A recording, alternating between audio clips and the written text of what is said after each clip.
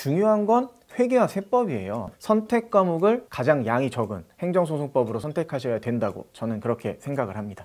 정말 공부를 하면은 한 만큼 나오는 게 상법이에요. 고득점으로 갈 수 있는 길이라고 생각합니다. 네, 두 분 포즈를 보니까 민법을 선택해야 될 것 같다라는 생각이 드는 포즈였고. 안녕하세요, 에듀윌 구독자 여러분. 오늘은 여러분들이 제일 궁금해하는 거 한 방에 해결해 드리려고 박상우 변호사님과 김순희 박사님을 모셨습니다. 박수 치고. 네, 그러면은 우리 김순희 선생님부터 자기소개 부탁드리겠습니다. 고득점의 자신감 순위상법에서 에듀윌 김순희입니다. 만나서 반갑고요. 모든 상법에서 자신감 있도록 공부의 방법을 진행해 드리겠습니다. 네, 안녕하세요. 에듀윌 1차 시험 과목 중에 행정소송법을 담당하고 있는 박상호 변호사입니다. 반갑습니다. 오늘의 핵심 주제는 어느 과목이 세무사 1차 합격에 더 유리한가 이겁니다. 다들 토론 참여 준비 되셨나요? 네, 준비됐습니다. 네, 오늘 두 분 모시고 끝장 토론 한판 할 텐데 당신보다 내 과목이 훨씬 낫다! 화끈하게 한번 전투 한번 벌이도록 하겠습니다. 상법이랑 행소법 어느 과목이 더 좋은가 요거 한번 어필해보는 시간을 먼저 갖도록 하겠습니다. 먼저 우리 김순희 박사님부터 상법에 대한 어필 간단하게 먼저 해주시죠. 상법은 정말 깔끔한 과목이에요. 무슨 말이냐 그러면은 조문이 딱딱 정리가 되어 있어요. 그래서 갑자기 생뚱맞은 문제가 나온다든지 그런 건 진짜 없어요. 그래서 조문에 충실하면 얼마든지 고득점으로 갈 수 있는 것 같아요. 네, 행정소송법은 선택 과목으로서 가장 많은 수험생들이 선택하고 있는 과목이어서요. 일단 대세를 따른다 라는 면에서 안전하게 고득점을 하는 게 가능하다 정도로 말씀드리고 싶습니다. 네, 대략적인 과목석이 이 정도 하고요. 자, 첫 번째 논점이에요. 우리 과목의 인기는 이 정도다. 박상우 선생님이 공격할 거리가 있는 것 같은데 먼저 시원하게 공격 한번 해주시죠. 1차 시험 선택법 비중을 보면요. 행정소송법이 약 56%였고 상법이 34% 정도, 민법이 약 10% 정도 됐습니다. 그리고 행정소송법 비중은요. 계속해서 최근 5년간 상승하고 있는 추세예요. 사실 작년에 행정소송법 문제가 상당히 난이도가 높았어서 올해는 좀 선택 비중이 줄어들지 않을까 제가 예상을 했었는데 0.1% 정도밖에 줄지 않았습니다. 아마도 공부하는 양이 워낙 적다라는 게 일반적인 인식이고 그게 또 사실이기 때문에 행정소송법을 많이 선택하시는 것 같아요. 여러분 안전하게 고득점을 받고 싶으시다면 행정소송법 선택하셔야 되지 않겠습니까? 아무래도 우리 인기도라는 거는 많은 수험생분들이 선택하는 건데 상법이 조금 불리하긴 하죠. 왜냐하면 조문도 워낙 많고 그리고 많은 분들이 민법이라든지 뭐 행소법이라든지 형법 이런 과목을 한번 들어보셨는데 상법이라는 과목 자체를 아마 처음 보신 분들 굉장히 많으실 거예요. 그런데 정말 공부를 하면은 한 만큼 나오는 게 상법이에요. 나한테 가장 맞는 공부 방법을 찾아서 선택하는 게 더 공부하기도 유리하고 고득점으로 갈 수 있는 길이라고 생각합니다.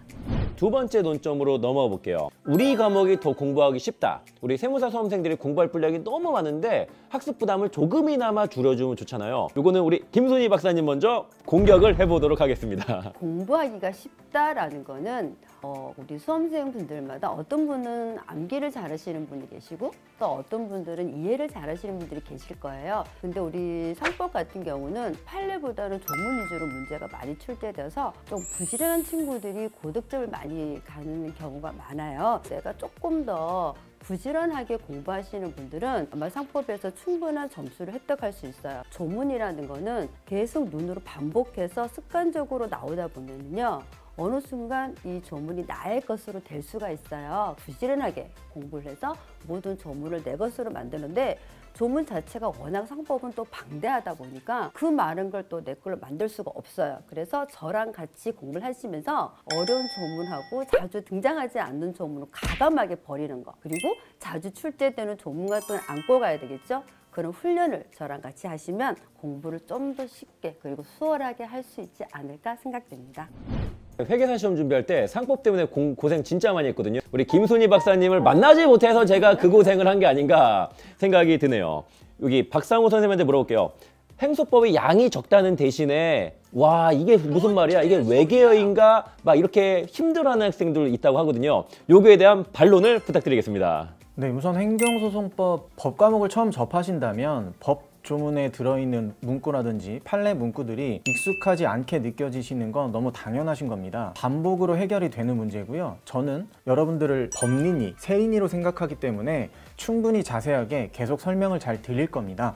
그래서 그런 문구가 어렵다는 거는 많이 고민하지 않으셔도 되고요. 행정소송법이 많은 수험생의 선택을 받는 이유는 양이 적기 때문입니다. 방금 말씀하셨듯이 상법 같은 경우는 약 400에서 500개의 조문이 있고요. 민법은 184개가 있고요. 하지만 행정소송법은 단 46개의 조문밖에 없습니다. 굉장히 적죠. 그래서 여러분들 선택 과목에는 최소한의 시간만 투자해서 합격권의 점수를 받으셔야 됩니다. 중요한 건 회계와 세법이에요. 회계와 세법에 좀 더 드리는 시간을 많이 투자를 하신다면 선택 과목을 가장 양이 적은 행정소송법으로 선택하셔야 된다고 저는 그렇게 생각을 합니다. 상법과 행소법은 각각 어느 정도 시간을 잡고 공부하는 게 좋을까요? 언제 시작하는 게 좋을까요? 일단 정확한 공부 기간은 개인별로 차이가 좀 있긴 합니다. 제 커리큘럼을 충실히 따라오신다면 충분히 가능합니다. 기본 강의 12회, 객관식 문제풀이 강의 약 11회 정도는 필수고요. 모의고사 3회 응시도 필수입니다. 그 외에 인문 강의, 핵심 요약 강의, 마무리 특강 정도는 선택하실 수 있습니다. 제 커리큘럼 그대로 따라오면서 복습만 충실히 하신다면 충분히 합격권의 점수 받을 수 있게 만들어 드리겠습니다.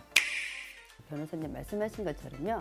공부 자체는 본인의 능력에 따라 조금 차이는 있을 거예요. 그런데 에듀윌에서 우리 공동 수업 진행 시간표를 아마 1년치를 드렸을 거예요. 거기에 맞게끔 따라오시면 될 것 같아요. 상법 같은 경우는 조문이 많은데 시험 문제는 40문제가 나온다. 이러면 아주 깊이 있게 나오진 않아요. 다시 말하면 포괄적으로 나온다라고 말씀을 드리는데 그냥 교수님들이 얘기하는 부분에 대해서만 충실하시면 될 것 같아요. 이제 마지막으로 파이널 어필을 할 차례인데 내년 시험에는 내 과목이 더 쉽게 나올 거다. 이런 예측 좀 있으신가요? 행정소송법 먼저 말씀드리겠습니다. 최근에 행정소송법이 출제되는 경향이 좀 보이네요. 한 해가 쉬웠으면 그 다음에는 좀 어렵고요. 그 다음에는 다시 쉽게, 그러니까 계속 난이도가 그 곡선을 타고 있습니다. 올해 시험이 상당히 쉬웠어요. 그래서 내년에는 살짝 어려워질 것으로 예측을 합니다. 그런데 행정소송법은 지금까지 다른 과목에 비해서 과락률이 좀 높았어요. 그래서 올해 과락률 약 20% 정도가 적정한 수준이다라고 만약에 출제위원분들께서 판단을 하신다면 올해와 같은 난이도가 계속 유지될 가능성도 없지 않습니다. 여러분들은 수험에 충실하게 따라오시면 되겠습니다. 네, 한 줄로 요약해드리자면은 행소법이 어려워져봤자 상법보단 쉽다.